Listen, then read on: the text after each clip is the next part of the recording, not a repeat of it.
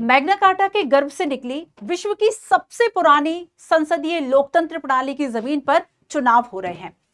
आज के दिन यानी 4 जुलाई को यूनाइटेड किंगडम, ग्रेट ब्रिटेन जिसे कहा जाता है, जिसमें शामिल है 4 क्षेत्र स्कॉटलैंड, उत्तरी आयरलैंड, वेल्स एंड इंग्लैंड।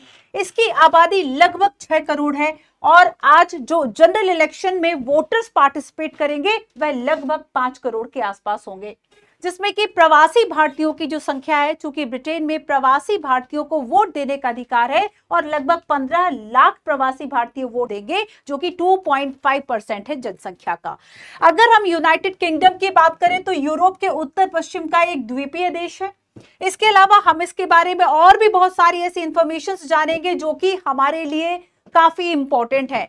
इस बार के जनरल इलेक्शन में 2 मुख्य चेहरे सामने आ रहे हैं। एक ब्रिटेन के पीएम जो ऑलरेडी रहे अभी ऋषि सुनक, जिन्होंने समय से पहले ही एडवांस इलेक्शन की घोषणा मई 2024 में कर दी थी, जो कि कंजर्वेटिव पार्टी के हैं, और दूसरे हैं कीर स्टारमर जो कि लेबर पार्टी के हैं। आपको कमेंट करके बताना है कि जब इंडिया स्वतंत्र हुआ था उस वक्त ब्रिटेन में किस पार्टी की गवर्नमेंट थी।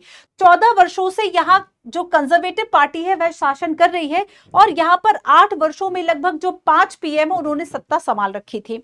इसके पहले कि अगर हम जनरल इलेक्शन की बात करें जो कि 2019 में हुए थे, उसमें कंजर्वेटिव पार्टी को लगभग 43% वोट मिले थे, जबकि लेबर पार्टी को 32% वोट मिले थे। तो अभी देखो कि टोटल सीट जो है वह 650 है और यहाँ पर अगर किसी एक पार्टी को सरकार बनानी है, गवर्नमेंट बनानी है, ऐसे में उसको टोटल 650 में से 326 की मेजोरिटी या बहुमत की आवश्यकता होती है। भारत ने संसदीय प्रणाली, पार्लियामेंट्री जो सिस्टम है वह कहां से लिया है? ब्रिटेन से लिया है।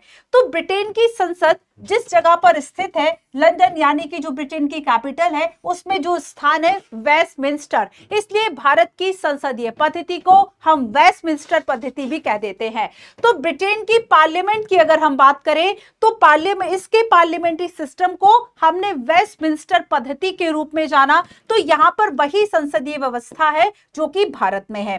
तो देखो, जैसे कि अगर हम इंडिया की बात करते हैं तो इंडिया में संसद का मतलब होता है एक उच्च सदन जो कि राज्यसभा है, एक निम्न सदन जो कि लोकसभा है, और हमारे यहाँ एक कौन होगा? राष्ट्रपति होंगे। और वो राष्ट्रपति, चूंकि हमने गणतंत्रात्मक व्यवस्था को अपनाया, रिपब्लिक को अपनाया, जिसकी एक मुख्य विशेषता होती है कि हमारे जो देश का प्रमुख है वह एक निर्वाचित व्यक्ति होगा, चाहे वह प्रत्यक्ष रूप से निर्वाचित हो या अप्रत्यक्ष रूप से निर्वाचित हो। लेकिन यहां पर आपको थोड़ा सा डिफरेंस देखने को मिलेगा, क्योंकि ब्रिटेन की जो संसदीय प्रणाली है, डेफिनेटली इसमें संसदीय प्रणाली अपनाई गई, लेकिन इसके साथ साथ यहां पर संवैधानिक राजतंत्र को अपनाया गया। ठीक है, किसको अपनाया गया? संवैधानिक राजतंत्र को। मतलब यहां पर जो राज्य का प्रमुख होगा यानी कि हेड ऑफ द स्टेट होगा, वो राजा या रानी होगा, मतलब अनुवांशिक आधार पर होगा। तो यहां पर एक अंतर हमें इंडिया से दिखाई देता है। तो यहां पर 2 सदन होंगे, एक उच्च सदन जिसे कि हाउस ऑफ द लॉर्ड्स कहा जाएगा, जिसमें कि गैर निर्वाचित सदस्य शामिल होंगे, और इसमें 92 सदस्य ऐसे होंगे जो कि अनुवांशिक होंगे, और इसमें 784 सीट्स होती है। इसमें कितनी सीट्स होती है? 784। वही जब हम बात करेंगे निम्न सदन की, जिसके अभी इलेक्शंस हो रहे हैं, हाउस ऑफ कॉमन कहा जाता है, जैसे हमारे यहाँ लोकसभा है वैसे ही ब्रिटेन में निम्न सदन को हाउस ऑफ कॉमन कहा जाता है, और यहाँ पर 650 सीट्स है और इसमें निर्वाचित सदस्य होंगे। अब आते हैं कि देखो यहां पर किंग या क्वीन की यहाँ पे जो भूमिका आती है कि ये बेसिकली पीएम को अपॉइंट करेंगे, है ना। जो बहुमत दल का नेता होगा उसको प्राइम मिनिस्टर बनाएंगे। तो प्राइम मिनिस्टर, मिनिस्टर और कैबिनेट, इन तीनों से मिलकर यहाँ की जो गवर्नमेंट है वह फॉर्म होती है। हमने जाना कि यहाँ की पार्लियामेंट में house of common, house of Lord होंगे, और यहाँ पे जो वोटर्स हैं, भारत से चूंकि बहुत सारी सिमिलैरिटीज है, ब्रिटेन ने लगभग 200 वर्ष तक भारत में शासन किया, और कहीं ना कहीं हम चाहे अनचाहे, अनविलिंगली ही सही, ब्रिटेन की ही जो पद्धति थी उसमें हम अनुकूल होते गए, हम अडप्ट होते गए। और हम अगर यहाँ पर वोट की आयु की बात करें तो ये 18 ईयर है, 18 वर्ष की आयु के जो है वह वोटर्स वोट कर सकते हैं।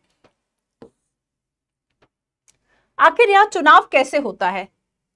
तो सबसे पहली बात तो कि हमने जाना कि संसदीय पद्धति, संसदीय प्रणाली को अपनाया गया, लेकिन साथ साथ संवैधानिक राजतंत्र भी है, क्योंकि यहाँ पर देश का जो प्रमुख है वह कोई निर्वाचित नहीं बल्कि अनुवांशिक हेरिडिटरी रूप से राजा या रानी होगा। सेकंड, हम बात करेंगे कि यहाँ पर निर्वाचन क्षेत्र, इलेक्टोरल कॉन्स्टिट्यूएंसीज ठीक उसी तरह से बनाई जाती है जैसे कि इंडिया में, जैसे कि भारत में लोकसभा के लिए 543 क्षेत्र बनाए जाते हैं, वैसे ही यहाँ पर 650 निर्वाचन क्षेत्र बनाए जाते हैं। और इन निर्वाचन क्षेत्रों से जो व्यक्ति चुना जाता है, जो प्रतिनिधि चुना जाता है, वह 5 वर्षों तक हाउस ऑफ कॉमन, जो कि निम्न सदन है ब्रिटेन का, उसमें प्रतिनिधि करता है। वैसे तो यहाँ पर 392 पॉलिटिकल पार्टीज जो है वह रजिस्टर्ड हैं, लेकिन अगर हम मुख्य रूप से देखें कि किन के बीच में एक संघर्ष रहता है तो वह है कंजर्वेटिव पार्टी और लेबर पार्टी। अगर हम इंडिया के संदर्भ में देखें तो वहां के जो प्रवासी भारतीय हैं और भारतीयों का जो झुकाव है वह लेबर पार्टी की ओर रहता है, क्योंकि जब इंडिया इंडिपेंडेंट एक स्टेटस मिलता है, स्वतंत्र होता है, तब ब्रिटेन में लेबर पार्टी की सरकार आती है। तो दोनों की नीतियां थोड़ी सी अलग अलग है, अलग अलग मुद्दों को जैसे कि हमारे देश में अलग अलग पार्टियां उठा लेती है, ठीक वैसे ही कैंपेनिंग के दौरान अलग अलग मुद्दों को अलग पार्टियों के द्वारा उठाया गया है। वोट की आयु की अगर हम बात करेंगे तो मतदाता यहाँ पर वो होगा जो कि 18+ होगा, 18 क्रॉस कर चुका होगा, और लगभग 5 करोड़ से ज्यादा यहाँ पर एट प्रेजेंट मतदाता हैं। तो आज यानी कि 4 जुलाई को ब्रिटेन में आम इलेक्शन जो है, जो आम चुनाव है, जनरल इलेक्शन, वो हो रहे हैं। एक साथ ही सारी जो कॉन्स्टिट्यूएंसीज है उस पर वोट डाले जाएंगे। अब देखो, अगर हम इंडिया की बात करें, कंपेयर करें अगर हम वोटर से, तो वहां 6 करोड़ टोटल जनसंख्या है, जिसमें कि 5 करोड़ वोटर है। और इंडिया में इस बार 24 का जो जनरल इलेक्शन हुआ था उसमें 96 CR मतदाता थे। तो यहां एक दिन में चुनाव फिर भी हो सकता है, भले ही कॉन्स्टिट्यूएंसी 650 हो, इंडिया में पॉसिबल नहीं है, क्योंकि यहां पर 5 करोड़ नहीं बल्कि 97 करोड़ मतदाता थे जिन्होंने वोटर का, अपने वोटिंग का यूज किया। तो देखते हैं कल यानी 5 जुलाई को ब्रिटेन में कौन प्रधानमंत्री बनता है। अगर एक और बात इसमें आती है कि हमने जाना कि टोटल सीट 650 और 326 आपको मेजोरिटी के लिए चाहिए, बट एक कंडीशन मैं आपको बताती हूं कि मान लीजिए किसी भी एक पार्टी को वोट नहीं मिलता है, प्रॉपर मेजोरिटी नहीं मिलती है वोटिंग से, तब ऐसे में क्या होगा। तो इसमें एक कॉन्सेप्ट आता है हंग पार्लियामेंट। हंग पार्लियामेंट, और इसमें क्या होगा कि जो सबसे अधिक, जिस पार्टी को सबसे ज्यादा वोट मिलेंगे, ये पार्टी सरकार बनाएगी, लेकिन ये अकेले किसी भी तरह की जो पॉलिसी मेकिंग है वो नहीं कर सकती, इसलिए इसको क्या करना होगा, अलायंस बनाना होगा, बाकी जो पार्टी जीती है उसके साथ गठबंधन करना होगा। एक और सिमिलैरिटीज जो हमें देखने को मिलती है इंडिया और ब्रिटेन में, और यहां पर आप देखेंगे कि लोकसभा के लिए हमने FPTP सिस्टम को अपनाया है, यानी कि first pass the post system, सर्वाधिक मतों से विजय प्रणाली, जिसमें कि अगर किसी प्रतिनिधि को एक वोट भी एक्स्ट्रा मिलता है तो हम उसको विजेता घोषित करते हैं। और ठीक वैसे ही ब्रिटेन में हम देखेंगे कि इसमें भी अभी जनरल इलेक्शन में FPTP को ही आधार बनाया गया है, जिसके अंतर्गत जिस प्रतिनिधि को सर्वाधिक वोट मिलेंगे उसे विजेता घोषित कर दिया जाएगा। तो ये रही ब्रिटेन की पूरी प्रणाली।